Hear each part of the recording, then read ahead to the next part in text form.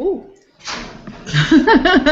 Hey guys, Tricia here, PrettyLosers.com, and we are missing Lina right now, but hopefully she will pop in soon. And I have Christina. Hello. And our special guests tonight are Lindsay. Holla. Holla. Mellie May. Hey everyone.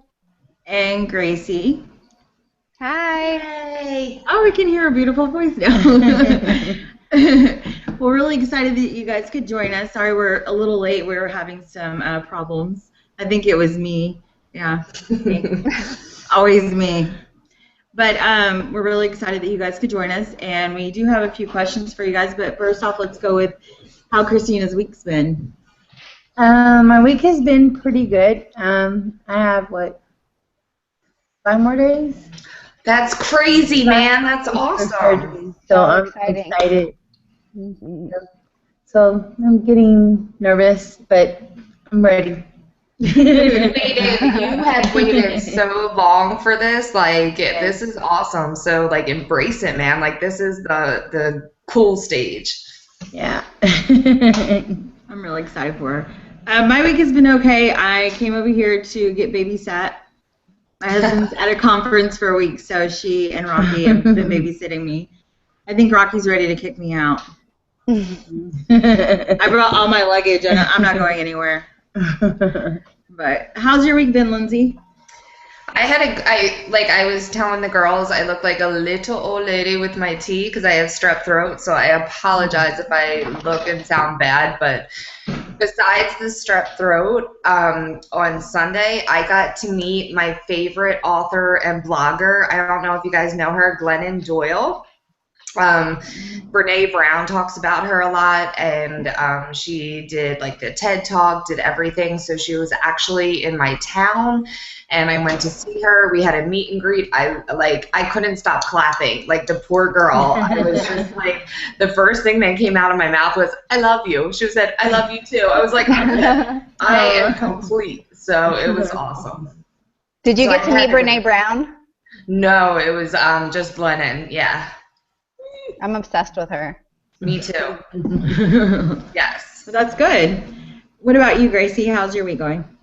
Good. Much better than last week. Like Lindsay, I had the flu last week, so yeah, it wasn't a good time. Gastric bypass and the flu don't go well together. It was my first time actually passing out, unconscious. So that was really scary. And that happened in the shower, so it was a really bad time. Oh, no. Oh, my gosh. Yeah. That is scary. Do you get a flu shot every year, or you? I did. Yeah, I did have a flu shot. Mm-hmm. And I know it's just a myth, but after I got my flu shot, because I work in healthcare, so I have to get it. It's a requirement. So after I got it, within a week and a half, I went down, man. I know it's a myth. I know what it is, but I'm just saying. I had mine 2 weeks ago and had the flu the following week, so. Did you get a flu shot? Mm-mm. I don't get flu shots. I'm afraid. Well, I usually get my flu shot, but they told me to wait because of the surgery and stuff, because I get sick right away, right after it. Yep. Yeah. Yeah, that's scary. Well, how about you, Mellie May? How's your week going? It's going good. I'm on the road a lot for work. I drive a ton, and some people have started putting up Christmas lights. Now that it gets dark so early, I get so excited to do my drive home because I'm like a little kid. I'm like, oh my gosh, look at that one. Oh my gosh, look at that one. Oh yeah. Look at that one. But I'm a terrible driver to begin with. I'll own it. I give women a bad name when it comes to driving. If you have high car insurance, I swear to God, it's all my fault. I'm so sorry. So I really don't need any extra distractions on the road, but I am pretty stoked right now. That's so cute. So, Christina is having her RNY on Monday, and Mellie May, you had RNY. And Gracie did too, right? Or you had the VSG? Yeah. No, I'm RNY. RNY. Okay, so they both had RNY. What's some advice that, hardcore advice that you can give that you don't hear from everybody else? As far as surgery, fresh post-op, or eating, or what? I guess the feeling afterwards and. Yeah, post-op pretty much. The feeling afterward, well, it sounds really scary. Gastric bypass sounds really scary. I'm going to have gastric bypass. My whole life's about to change, which it is. But I think in my head I built it up a lot more than it actually was as far as what the pain was going to be and how I was going to feel after. Like I had this whole idea in my head of how, like it's terrifying. It's terrifying. It really is. But it was so much easier than I thought it was going to be, and I did so much better than I expected. Even with all the trouble I had with anesthesia, I'm so glad I did it. And it is scary, and I know how you're feeling, but I promise you, it is so worth it. I do it 100 times over. And I'm so glad I made the choice personally to have RNY. Yeah. I feel like What I've was done your so highest much weight better. when you had your RNY? 276. 276. Mm-hmm. And where are you at today? 163. Get it. Wow. That's good. Wow. Yeah. That's awesome. So what made you decide RNY versus VSG? Well, it was several things. It was what my surgeon recommended for me because of my age. I'm 30 years old, and he just thought long term to sustain the weight loss, I would do better with the gastric bypass. And I fully agree with that, especially now. As much as I see people stall out kind of early, with the RNY, you really do have to watch your intake and make sure you're getting in your calories. It's very easy for me to fall under where I want to be. Technically, right now, I'm under where I wanted to be. My goal weight was 175, so I really have to focus on making sure I get my calories in and eating what I need to eat because I'm somebody, I could go without eating and I feel okay. So it's just a matter of making sure you get your calories in. Do you still feel like that? Like it's been 1 year post-op. Do you still feel like throughout the day, like you kind of have to remind yourself to eat? Mm-hmm. Really? Yeah. Yeah, because I get shaky. Like my blood sugar drops and I can feel it. It's usually I can tell I need to eat. Like I'm someone who's like, I need to eat something. Not even that I'm really hungry. It's just I know I need to eat something. Wow. Your body's telling you. And what about you, Mellie Mae? Like, what was your highest weight and why did you choose RNY? When I started my bariatric program, I was right about 300 pounds, and I'm 170 right now. I'm still trying to lose just a little bit more because I'm 5'7.5". So, like, my personal goal weight for myself is 165. So I got 5 more to go. Almost there. Yeah. I know, I'm almost there, and I'm in the process of looking into plastics. So, maybe like that hack and nip and tuck process, we can take 5 pounds there too. But as far as RNY goes, when I started the process, when I was meeting with my surgeon and doing the consultations and everything, I had these grandiose ideas in my head, and I was like, I am never touching a bad carb again. I'm never going to have cake. I'm never going to have pizza. When you first start the process, you are so motivated, and at that point in time in your life, you really think it is a possibility, or at least for me, I thought it was. I was like, I can make the lifetime commitment to never, ever, ever touch this stuff again. That got me to where I was. And I am so glad that my surgeon had a come to Jesus talk with me. He sat me down and he's like, oh, that's sweet. Yeah. I hear what you're saying. I hear that's what you think is going to happen. He's like, but he said, based upon what I'm hearing from you, based upon what you're telling me, you have this vicious cycle of losing 50 pounds and gaining 60 pounds and losing 70 pounds and gaining 25 and losing 10 and just over and over and over and over and over. And he goes, Melissa, he's like, I know you're super motivated right now. He's like, but you don't know where your head's going to be 5 years from now. You don't know where your head's going to be 10 years from now. You don't know where your head's going to be 20 years from now. And he's like, so I think for you, me personally, he's like, I think you're going to have the most long-term success with RNY. And he's like, and you need to make the decision. Is the short-term results more important to you, or is the long-term success more important to you? Mm-hmm. Not saying that you can't have long-term success with BSG. Yeah. There are very, very, very successful people out there with BSG. But I agree with my surgeon when it came to me, my body, the choices I make in my life, RNY was really the best decision to set me up for success. And I totally get what he's saying now because damn that bad food. Crazy. Yeah, and that's what my doctor tells me. He's like that he thinks the RNY is better for me in the long run, and because I was telling him I wanted the VSG, and then he's like, But me as your doctor, and plus I was diagnosed like about a year and a half ago with pulmonary hypertension and the diabetes, but then now the diabetes is controlled, the blood pressure's gone. But for the pulmonary hypertension to go away, they said the RNY is better for me. Yeah. And for me, like, I love sweet food. I was definitely like a cupcake, ice cream, anything sweet, give it to me. I can't do that with RNY. I feel like if I had BSG, I would have ate all around my sleeve. I would still be eating some cupcakes, and if I was able to tolerate it, I would totally do that. And with RNY, I can't. It makes me sick. So it's really helped me as far as self-control goes. Yeah. Gracie, I'm so jealous of you. You need to like give me some of that dumping syndrome because I can lick the icing off of a cupcake. Like I could get a dozen cupcakes if I wanted and lick them, completely spotless. It doesn't affect me.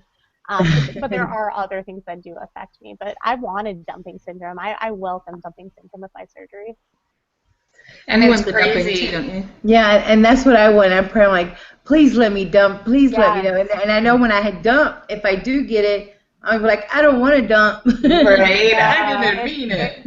It's such a wonderful extra tool to help you stay away from the bad stuff because, once you have a bad dumping episode, you don't ever want it again. Those cravings are cured real quick. This will be your worst hangover ever. You probably won't touch that alcohol anymore. So I saw your recent, Mellie, I saw your recent video with the pizza. Like, what did you... About my pooper? Yeah, like, did you have the dumping with the whole pizza thing, or were you, like, just, like, you came to Jesus with it, or was it, like, a dumping thing? So, whenever I've talked about dumping before, it's always just been a thing of nausea, and it's dealt with sugar. Like, I'll get the racing heart, I get really, really hot and dizzy, and then I throw up, and that's all dumping syndrome has ever been for me. But recently now, pizza, which I've been able to eat this entire year since I've had surgery, pizza now sends me straight to the bathroom. We're talking like 6 times in a 24-hour period. Wow. And I've got like 3 to 4 minutes to get in that bathroom before bad stuff happens. So, yeah, that pretty much shuts it down right there. So, pizza and I have broken up. We are now seeing other people. That's funny. I never really had a problem with pizza. Like I never wanted it, but since I've had surgery, that's all I want to eat. I'm like, pizza? Yeah. I can do that. I'll just eat a little bit. Yeah. Mm-mm. And there are so many fantastic ways that you can modify pizza to make it healthy. There's the cauliflower crust. I've seen there's cream cheese crust. There's like a sausage crust that you can make. But I'm not domesticated at all. The kitchen is like the Bermuda Triangle for me. I'm not really sure what goes on there. Like it's such a mystery. There's things in my cabinets. I don't know what to do with them. I don't know how they got there. My stove, like honestly, it probably gets turned on maybe 3 times a year. So funny. Yeah, I fail in that domestication category. It's weird. Like I honestly, and maybe Tricia, like I'm a year out. It's kind of embarrassing, but for VSG, like if something were to like have a dumping syndrome, I don't know. Like I haven't had that experience yet. Like where you get the racing heart and you feel sick. Like I don't know if VSG gets that. I don't know. I felt like that. I have, and I get like the foamies, and then I'm Really? like instantly sick. Yeah. First I salivate, and then it's like boom, I have to be by the bathroom. Really? See, I haven't had that. Yeah. I've never thrown up once since my surgery. Like, I still don't know what that experience is going to be like. And I don't want to.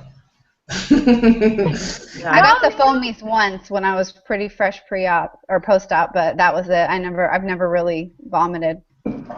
You didn't vomit when you had the pina coladas on the cruise?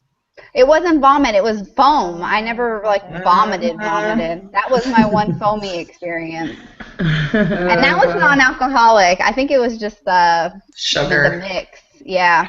Sugar in it. Gotcha. So I've probably thrown up a dozen times now, and throwing up post-op after having gastric bypass surgery is so much more pleasant than pre-op because since our intestines are routed, we don't get bile when we throw up. So that acid isn't coming up, because I used to I would like shoot it out my nose. Like it was bad. And then like my nose would burn for hours after I threw up. It was a miserable, miserable thing. But now I'm like, I just blew chunks. No big deal. I'm ready to I'm good. Let's go. Right. So you haven't thrown up at all, Gracie? Not really. No. Wow, that's awesome. Have you, Lindsay? Let's talk about throw up.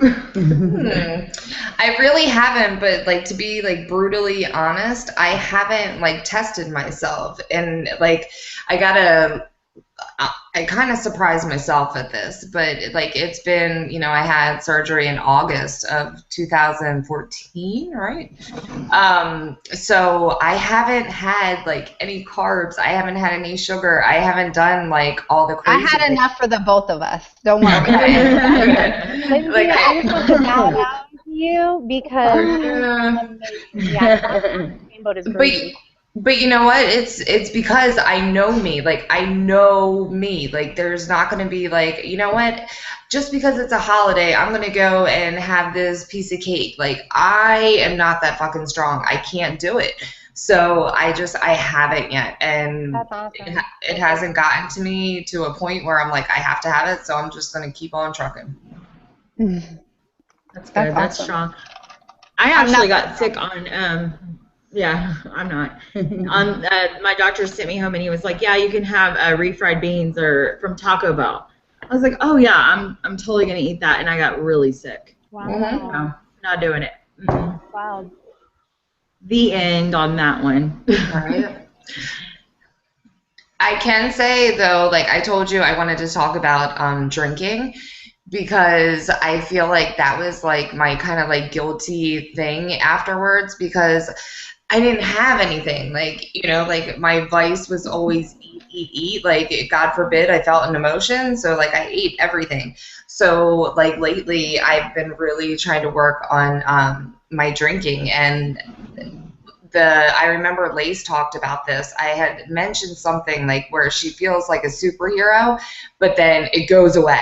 And that recently happened. So now, like, I can honestly say, like, my drinking has definitely gotten less, because after, like, a year, I got, like, my first hangover. I was like, fuck. Like, it was Do you guys get hangovers, Mellie and Gracie? Like, what's your status with that? No, I feel like we can drink a lot, huh? Now, Melissa, I feel like our superpower is in full effect. I don't know. It's going to go away. I'm telling you. The trick for me is I absolutely Hydrate. Yes, of course, hydrate. But I absolutely have to eat right before I start drinking. If I don't, I will get really, really sick and be deathly ill the next day. So it's only happened twice where I drank without eating anything, and it was bad. It was really, really bad. Like I scared myself the next morning one day because I was literally still shaking around 3 o'clock in the afternoon, and that's me too. That's some serious DT shit. Like I wasn't ready to check myself into rehab, so.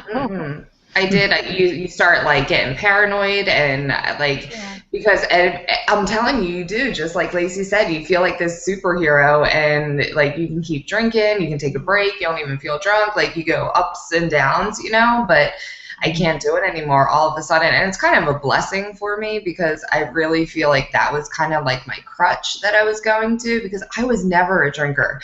And then all of a sudden I was just like, arr, arr, arr, arr. So I'm glad. But yeah, it totally sucks. How long did y'all wait before you started drinking? I was Gracie and I, we started drinking on this same day. I think we were 3 months. Yeah. Too soon. 3 months gastric bypass. I'm sorry? 3 months after surgery. Mm-hmm. Yeah, she and I were actually yeah, we're really bad. Don't be like us. I'm just telling my story. I'm not telling anybody to be like me. And I was wine cabinet. And I remember my doctor was like, you have to wait at least a year. And I'm like nodding my head, and in my head I was like, And I think I was around like 3 months too. Yeah. It's because that between 3 and 6 months, you kind of, that's like that cocky phase where it's like the weight's coming off, you feel good, and like you just feel good. So you're like, I'm just gonna have a drink. And a glass of wine. Oh, with some strawberries. Yeah. Wait as long as you can, though. I mean, as long as you can stand away, wait. Yeah, it's really not. I've never really been like a drinker. Even like before when I started wanting the surgery, I just stopped. Like I would drink wine, but rarely because I wouldn't even finish my glass. Yeah, so. But you know what my advice is? Like, because if you think about it, like we got here because we were eating due to like dealing with everything. So what's going to be like not like your vice, or what's going to be your go-to so that you don't go to drinking or doing something else? Like have a plan, like kind of beforehand, like something that you enjoy, because it kind of took me by surprise. Like I wasn't even a drinker, and like I said, it kind of like took me off guard that I was drinking that much. Yeah, I think my go-to is going to be getting back into my art stuff, like full-blown. Just I'm ready to, because I'll be able to do, you know, the things that was so hard for me to do, like, you know, just like all my art shows and stuff. And you know, I've been wanting to do a lot of planning on weddings and stuff, so that's going to help me a lot. Be patient with yourself, because in the beginning, especially, you want the weight to fall off. You want everything to be in a hurry. You want to just get to your goal. Yeah. But try to really love yourself through it. Like in the beginning, when it's hard and you're really struggling to get your ounces in, just try to be like, okay, I'm going to get to my goal. It's going to take me time. I'm not going to get there overnight, and I can do this. And if you just remind yourself of that, like there's so many people that you've seen go through the process already, and you know you're going to get there, you'll be fine. Yep. That's good advice. Yes, that's really good advice. Eventually you'll get on your own nerves, like I get on my nerves. Like I see you guys, like you're all active, and like it happens. Like you just get this whole new life. Like you don't want to sit still. You get like, I get on my own nerves. Like I literally, when I was sick, I was like, I don't have fucking time for this. I have things to do. You know what I mean? So like you'll get there. I promise. Yeah. I'm still really restless. Like 15 months out, I'm really super restless. And I was never a person to like, I have like somebody comes to clean our house like every couple of weeks. I cancel that shit. I was like, I'll clean everything. Like I can't sit still. It's insane. Like whatever I can do, I'm moving. That's good. I'm ready for that. Mm-hmm. Yeah. Well, you're on the move anyway, as it is. She's like, like, slow down, girl. Derek Arnwine, who is your surgery brother, love him. He was upset because he couldn't watch. It was during bath time for the boys. But he'll be watching tomorrow. But he has a few questions. What is your biggest fear and challenge at this stage in regards to maintaining or continuing to lose? I think with me, like, I feel like you're kind of, at least everybody knew around me that I had surgery, so I kind of feel like I have the food police on me and, like, people watching, you know, like, because you're so scared, like, that you might, like, gain a pound. Yeah. So I think, like, my kind of fear is just, like, letting other people down. Like, you know, like, I'm working hard. I'm still working hard. But I think you kind of feel like all eyes are on you because you went and you had this drastic surgery. Everybody's watching. So that's just, like, a personal fear. I feel like everybody's watching to see if I'm going to fail or not.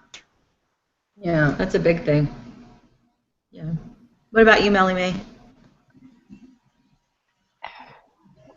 I am such a different person from who I used to be. The other day I went back and I watched a couple of my first videos that I had posted, and I was really, really sad for that person that I saw. I mean, she was, I say she like I'm not even that same person. I was so insecure that I couldn't even sit there and make a video and feel comfortable in a room by myself. I had this intense sense of self-loathing all the time, and I was insecure about every single thing I did. You know, and I've made this comment several times before that I was not living life. I was just a spectator in life. Mm-hmm. And I had no idea. I had no idea how good life could be, like how amazing this life could be. And it's taken me a little while to get here. It's not like I dropped 100 pounds and boom, I'm this new person. I, I continue to evolve into this person that I feel like I've always meant to be. And my biggest fear with regain, yes, my jean size would get bigger, and yes, my face would fill out again, and yes, I'm going to get chub rub on my thighs again. But honestly, my biggest fear is becoming that person I was before, that person that hid from everything, that never went out socially, that always told my friends that I was too tired to do anything just because I didn't want to be seen anywhere. I wouldn't even talk to people. I'm in an outside sales position. My entire job revolves around meeting clients on a daily basis. And there were days, several days in a row, where I couldn't leave my house because I would look at myself in the mirror and I'd be like, oh, I can't work. No one can see me like this. No one's going to take me seriously. No one can look at me and think that I'm a professional and trust me and whatever I'm trying to tell them in the moment. So, and I know that was a long-winded answer, but I am just so thankful for this life that I have now, and I am so, so happy, and my biggest fear is losing this. Mm-hmm. I think we can all relate to that. I think we can, and it really does. Like I have said before, it's a trickle down effect. Like even professionally now, I'm a whole new person, because it's true. Before, like you didn't have, nobody's going to trust this overweight girl to like make this decision, or like it's just so different now. So I totally relate to that. You never want to go back to that. That is a huge fear.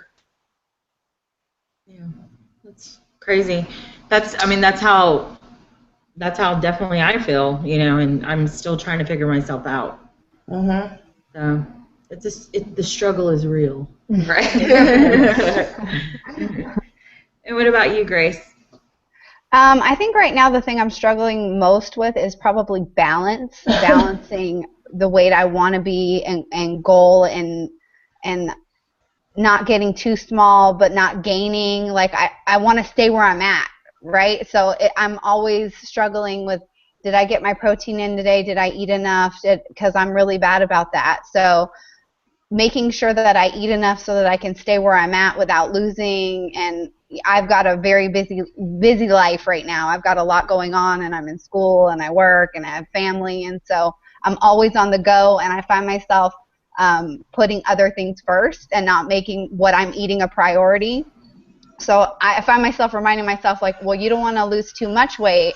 And at this point, I'm getting really defensive. Like this morning, somebody at work was like, every time I see you, you look better and better. You've lost more weight. And I got defensive, and I was like, I haven't lost more weight. Who does that? I never thought I would have ever got to that point where I was like defensive because somebody's telling me that I'm still losing weight. And I'm like, no, I'm the same weight. But it's just that balance of, I don't want to get too small, but I want to stay where I'm at, and I don't want to regain. And so I'm really struggling with that in my journey right now. Did you tell people that you were going to have RNY, or did you? I did, yeah. I will tell anybody who will listen about my Yes. And that's so awesome. Like I totally commend people that were out with their surgery and told people about it. And I'm very much in the closet about my surgery. But I had a moment today that, gosh, it really kind of think how I handled everything. I was meeting with a client today, and they were going on and on about themselves, and they were like, and I climbed Mount Everest, and I've run 15 marathons, and I feed children in a third world country, and okay, Superman, we get the idea, right? So that point in time comes, where it's my turn to say something interesting about myself. I've lost 130 pounds. That's fucking amazing. That's my story. That's my journey. That's what I'm going through. And I can't celebrate that with people. You know, I'm not telling people that. So instead I just sit there and I say that there's nothing remarkable about me. And that's so not true. I mean, every single one of us, we have an amazing story to tell. So I would, even though I'm in the closet about my surgery, that moment today really made me realize that, you know, if anyone out there is in the position to tell people about your journey, do it, celebrate it. I mean, because your accomplishments are all phenomenal. But has anybody like confronted you almost? Like, I know, like, if my family and friends were to see this drastic loss, like, nobody has, I mean, I don't know how you would even question that, because that's not polite to be like, whoa, Right, hey, did you have surgery? So, like, nobody's ever, like, kind of questioned it or anything? So I was kind of a sneaky bitch about this. So anytime I drove past a gym, anytime I thought about a gym, anytime, I don't know, there was a gym commercial on TV, I went on my personal Facebook and I would check myself into a gym.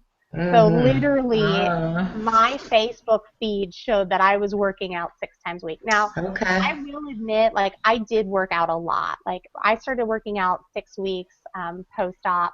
Yeah, And you were I killing stayed, it in the gym. Yeah, I stayed strong with that for about 4 months.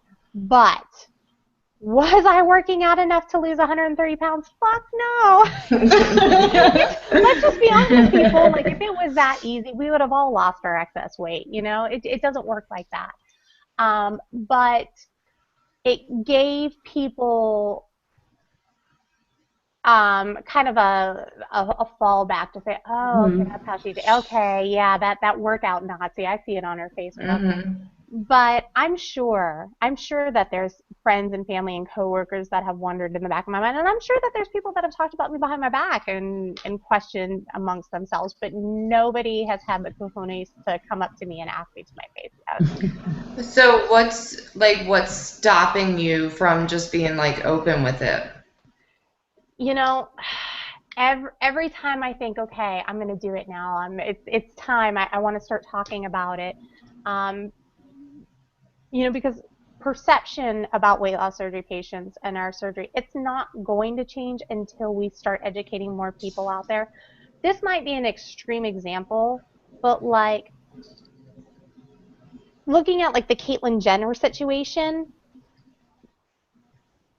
that confuses people because we don't talk about that kind of stuff. It's not out there. People don't have information. Well, weight loss surgery is kind of like that in a way too. You know, we don't talk about it. We don't educate people about it. You know, everyone just has that one friend who knew someone who knew someone who knew someone who maybe their great-great-great-great-grandfather had it and lost all of his teeth and all the hair fell out of their head, you know. So until we start talking about it, that situation's not going to get any better. And I always think, okay, I want to be a part of this. I want to do this. I want to put it out there. But then it's scary. Yeah, it is scary. You know, I was on YouTube. This is probably about 3 days ago.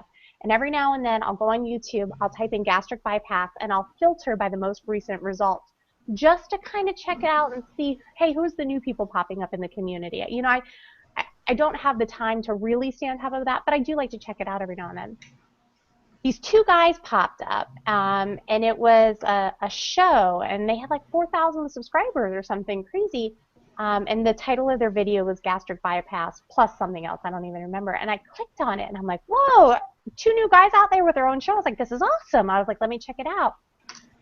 And it was these 2 young guys, and they had a sports channel, and they were commenting about a football player who had gastric bypass. And one of the guys was like, gastric bypass, what's that? And then the other guy like pulls it up on Wikipedia and reads the definition. And then the other guy was like, dude, that's so weird. That's disgusting. That's so gross. Oh, really?